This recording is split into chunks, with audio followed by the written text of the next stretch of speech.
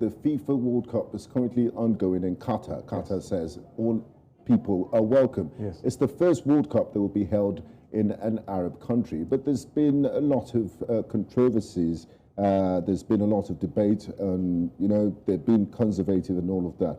And there's some that say, football is haram. So what's your take on this? And would also want to know, I saw your tweet after the Argentina and Saudi Arabia game. Everybody was surprised. So we want to know what team you support or you are supporting in the World Cup, and if football is really haram. Well, I'll be absolutely honest with you. There is no particular team that I would be supporting. It's just that to show an interest in something. If you take a look at what Saudi Arabia did in particular, even if it was Nigeria who did it, or Zimbabwe, I think there would be excitement. I mean, to take on Argentina after 36 matches, to be the only Asian country ever to have apparently taken on Argentina is a big deal.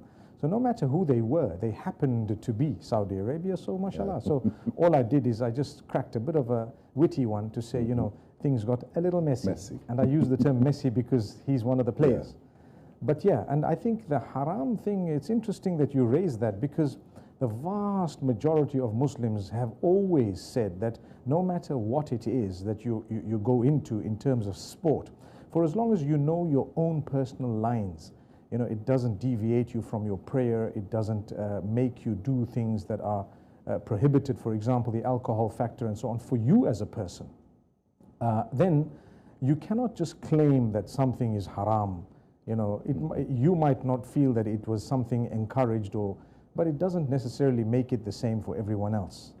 So yeah, I think the fact that I tweeted about it already signaled that I would believe that it's not itself that makes it prohibited in any way, but it depends on what comes with it. If a person, for example, goes in and engages in things like intoxicants and so on that the religion would prohibit, then that's something else. But not the kicking of the ball in particular. Yeah.